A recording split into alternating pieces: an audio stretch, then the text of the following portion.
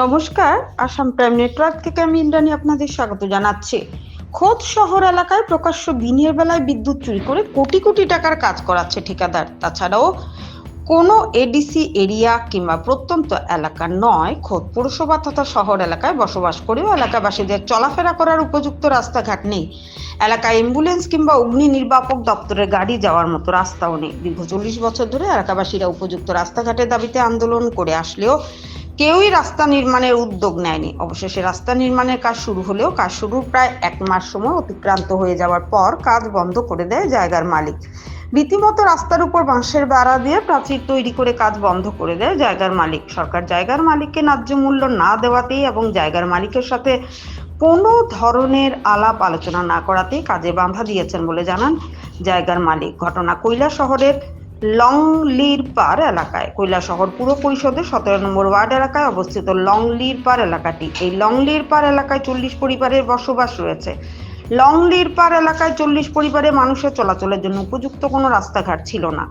পাশের এলাকার তথা বিদ্যানগর গ্রামের বনরাজ সিনহা এবং জিতুর দিঘির পার এলাকার নদীগোপাল সিংহ, হারাধন দত্ত, সুভাষ দত্ত সহ আরো নাগরিকরা মানবিক কারণে লংলিরপার এলাকায় 40 পরিবারের মানুষের কথা ভেবে আজ থেকে প্রায় 45 বছর পূর্বে বিনামূল্যে জায়গা দান করায় 2 ফুট মাটির রাস্তা গড়ে উঠেছিল। এই 2 ফুট রাস্তা দিয়ে লংলিরপার এলাকার মানুষেরা চলাফেরা করত। পৌরসভা এলাকায় থেকেও রাস্তার কারণে লংলিরপার এলাকার মানুষ সবকিছু থেকে বঞ্চিত ছিল।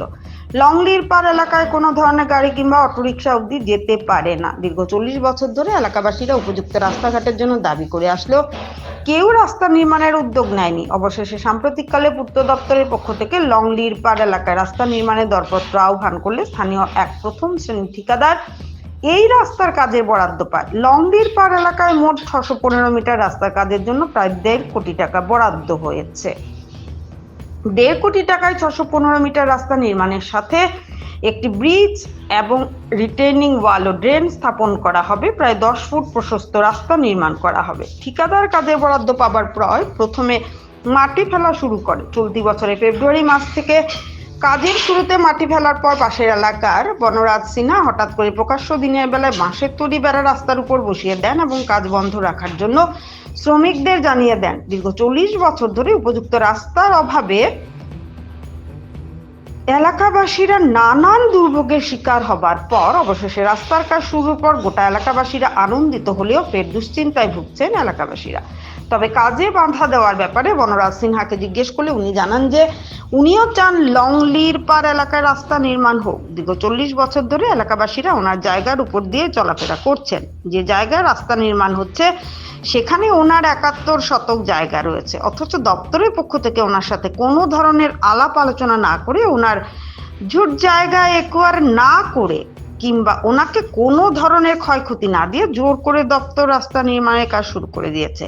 কাজ শুরুর পূর্বে চলতি বছরের জানুয়ারি মাসে উনি দপ্তরের আধিকারিকদের সাথে মৌখিকভাবে আলোচনা করার পরও ওনার সাথে কোনো ধরনের যোগাযোগ না করে কিংবা জায়গার মূল্য না দিয়ে কাজ শুরু করায় উনি উকিল নোটিশ ধরিয়ে 3রা মার্চ নিজেই রাস্তার কাজে বাধা দিয়েছেন। বনরাজবাবু প্রকাশ্যেই জানিয়েছেন যে এলাকায় দীর্ঘ 40 বছর ধরে কোনো ধরনের ছোট বড় গাড়ি প্রবেশ করতে পারে না, তাই উনি নিজেও চান এলাকায় স্থায়ী বড় রাস্তা হোক। তবে ওনার নিজের 71 শতক জুত জায়গার ন্যায্য মূল্য দিয়ে রাস্তা নির্মাণ করা হোক, আর যতক্ষণ অবধি ন্যায্য মূল্য পাবেন না ততক্ষণ অবধি রাস্তা নির্মাণের কাজ বন্ধ থাকবে বলে জানান বনরাজ সিনহা। লংলিরপার এলাকায় যে ঠিকাদার রাস্তার কাজ করাচ্ছেন উনি এতটাই প্রভাবশালী যে প্রকাশ্য দিনের বেলায় বিদ্যুৎ চুরি করে হুক লাইন ব্যবহার করে লোহার রড কাটছেন এবং অন্যান্য কাজেও বিদ্যুৎ ব্যবহার করছেন। পূর্ত দপ্তরের আধিকারিকদের ম্যানেজ করে বিদ্যুৎ দপ্তরকে বুড়ি আঙ্গুল দেখিয়ে জনৈক ঠিকাদার এভাবে প্রকাশ্য দিনের বেলায় বিদ্যুৎ চুরি করছেন। এখন দেখার বিষয় আদৌ লংলিরপার এলাকায় রাস্তা নির্মাণ হয় কিনা, কারণ রাস্তার কাজটি বন্ধ হয়ে যাবার পর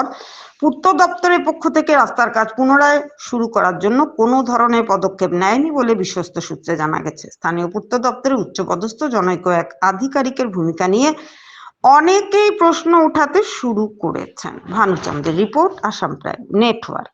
নাম বনরাজ সিনহা, আমি বিদ্যানগরের স্থায়ী বাসিন্দা। এখানে 17 নম্বর ওয়ার্ডের অধীনে এই যে জিতুরদিঘি পারে একটা লংলিরপার এলাকায় একটা রোড হইতেছে। এই রোডে আমার জুত জায়গা 71 শতক জায়গা আছে। এই জায়গার উপরে দিয়া আমার না জিগাইয়া সেরিয়া রোড করতেছে।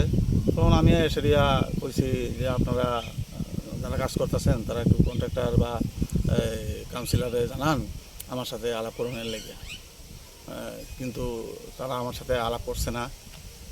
আমার এখানে তারা কইছে কাজ করতো না। 2-3 দিন পরে আমি এসে দেখি ঠিকই মাটি টাটি ফিলিং করে সেরিয়া তারা কাজ করে বিষয়ে কাজ করতেছে। তো আমি চাই না যে এখানে এই রোগটা হোক না। এটা পাবলিকের সুবিধার্থে হসপিটালে যাওয়া আসা বা স্টুডেন্টরা স্কুলে যাওয়া আসা সবার সুবিধার্থে রাস্তাটা হোক। কিন্তু আমি একজন বেকার এবং ওইরকম এস্টাবলিশড না। আমাদের যদি এরকম ক্ষতিপূরণ কিছু নিয়ে সেরিয়া আলাপ আলোচনার মাধ্যমে যদি এটা শেষ করে রোগটা হইতো তাহলে আমি খুশি হইতাম। অন্যথায় আমি তো গতকালকে আমি উকিল নোটিশও জড়াইছি।